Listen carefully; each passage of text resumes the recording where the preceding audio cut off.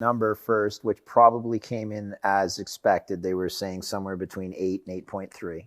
The problem is the core. Okay, so the core inflation was 6.6. Higher than they wanted. Stocks are down, risk assets are off. Mortgage rates in the US, 6.92%. I just glanced at that. It's ugly. And it's exactly what we thought was going to happen, right? So bonds, US 10-year bonds are down. Yields are higher. We have a problem. Houston, we have a problem. The demand destruction that's coming could take down the entire system. And once you have I don't think people recognize the risk of the counterparty risk of the system starting to collapse. And I think the inflation's a problem. And the response to that inflation causing a credit collapse, global credit collapse, is what you're starting to see sovereign bonds starting to price in. And that's just starting, but that is bound to get a lot worse. And so as we fling backwards and forwards and kind of flush people from side to side, you have a lot of pain coming to the global economy. And I love that, sorry to interrupt, but I love that word, counterparty risk. Okay, so exposure to Lehman. Well, we're seeing that right now. What's my real exposure to Credit Suisse? Counterparty risk is what brings down the system, because when one fails, it causes a domino effect, right? You think you have insurance with this insurance provider, and all of a sudden you don't, and then you're naked on your position. That's why in the great financial crisis, they rescued AIG, because if they didn't rescue AIG, Goldman Sachs was down. Okay, so isn't it funny that Hank Paulson, who used to work at Goldman Sachs, organized the rescue of AIG? But right? the problem with doing that, and if you just follow that math, is all you're doing is actually increasing the debt. You're socializing the losses. You're increasing the debt, and you're moving it up the stack. Correct. And where we are on the stack, there's nowhere higher for the debt to go. Mm-hmm. So once you're into sovereign debt, that is government debt, there's nowhere higher for that to go. You turn into a spot where at some point you're going to have to do yield curve control and massive.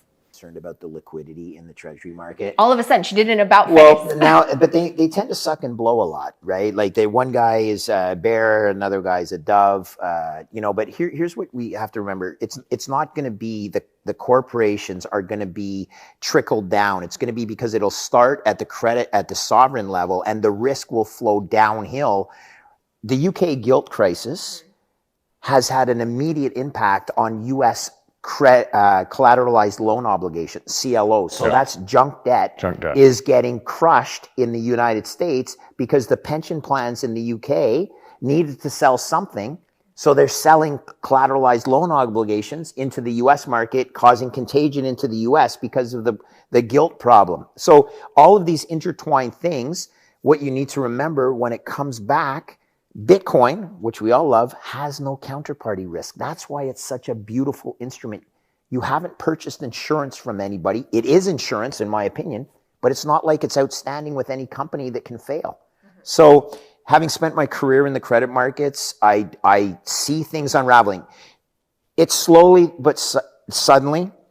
Well, right now, it's not an outcome as well. So you have to plan against these risks all the time. Yeah, and I think if you just carry that forward, and if you understand Bitcoin doesn't have counterparty risk, and that's what makes it special, you have most people pricing what they think is safety from the system that is providing uncertainty. Mm-hmm. And that creates more and more risk as they're leaning into that system, driving more and more risk into the portfolio by doing so. And there's this, and they're pricing Bitcoin from that system, whereas Bitcoin is a system that's actually repricing this entire system. All of the credit, all of this entire system is going to be repriced into Bitcoin over time. But people, because they're used to pricing Bitcoin through the system. Right.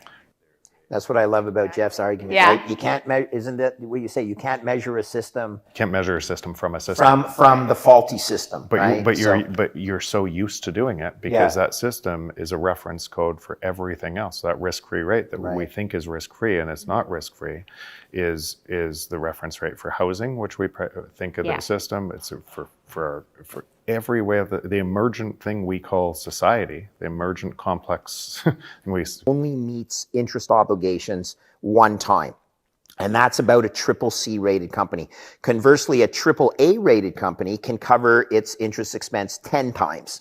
So you can see when you can cover your interest expense 10 times, well, that's a pretty good quality credit. But if you're at 1 times, you're playing with fire. Yeah. Guess what the USA is? 1 times. So if the USA were rated as a corporation, triple C, that's not a good thing. No. Now, they can print money, but you got to compare apples to apples at some point. But worse than that, it's the reference rate for all other currencies. Oh, So when that happens, when the only way out of the problem of the reference rate for all other currencies is to drive high rate of inflation for a long time in the U.S., what do you think happens to the rest of the world? Exactly.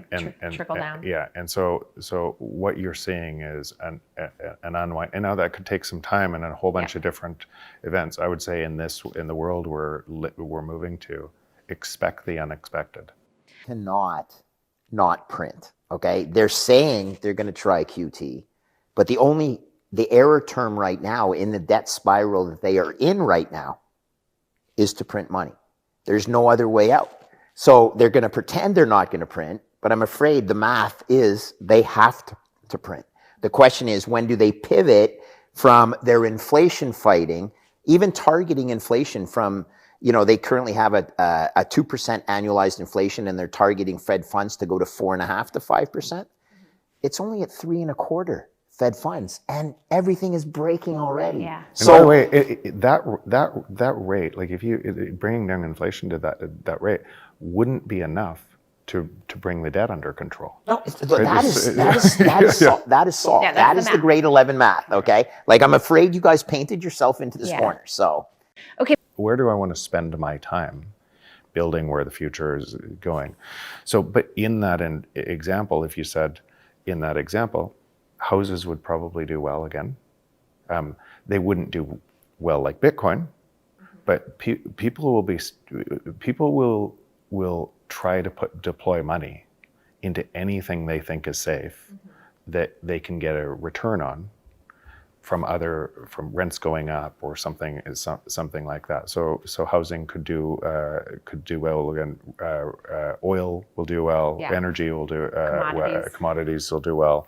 Anything scarce and it will do well. Again, same concept. Abundance and money creates scarcity everywhere else. Yeah.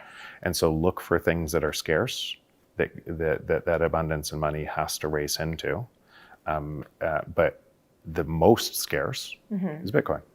and if I could add in the thing, did you notice that both outcomes that Jeff mentioned, because we don't know, both lead to Bitcoin, right? All paths lead to Bitcoin. So don't overthink it. If the Fed doesn't pivot, global depression, own Bitcoin. If the Fed does pivot quickly, more debasing of the currency, own Bitcoin.